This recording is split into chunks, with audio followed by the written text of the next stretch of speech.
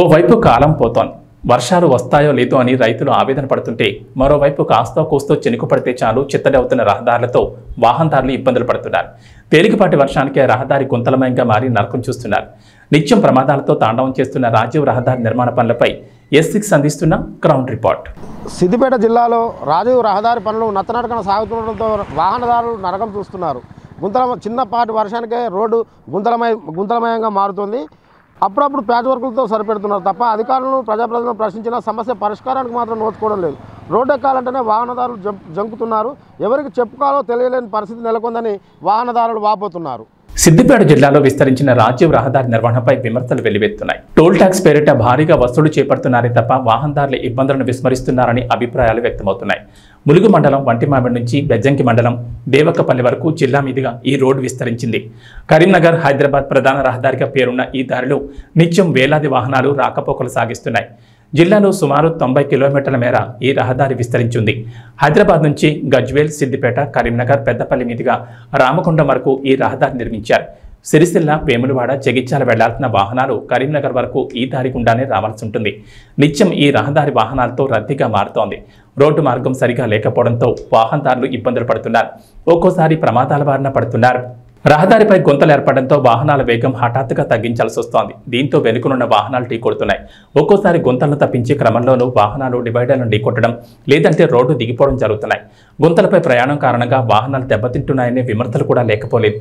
తాజాగా జనవరి నుంచి ఇప్పటి వరకు రాజీవ్ రహదారిపై జిల్లా పరిధిలో 75 ప్రమాదాలు చోటు చేసుకున్నాయంటే అతిశయోక్తి కాదు. నెలలో సుమారు 10కి పైగా రోడ్డు ప్రమాదాలు సంభవిస్తున్నాయి. ఈ ప్రమాదాల్లో 26 మంది మరణించగా 96 మంది గాయపడ్డారు. గాయపడిన వారిలో శాశ్వత వైకల్యం పొందిన బాధితులు సైతం లేకపోలేదు. ఓవైపు పోలీసులు తగిన చర్యలు చేపడుతున్నప్పటికీ వాహనాల వేగం అదుపులోకి రావడం లేదు.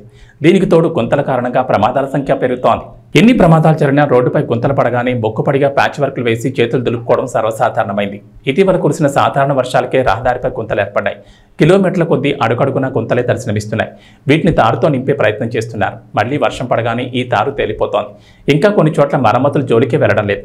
ఇప్పుడు తాత్కాలిక మరమ్మతులు చేస్తే మళ్లీ వర్షానికి తేలిపోతుందని జాగ్రత్త పడుతున్నారు.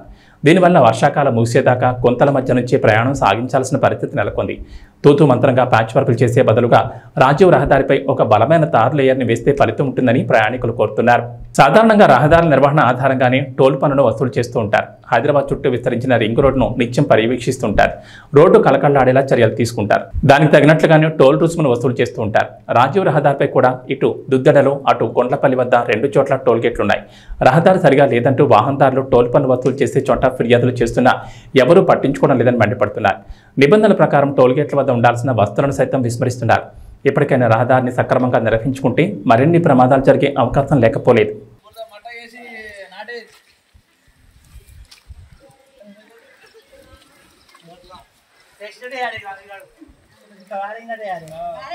అధికారులు గ్రామ పంచాయతీ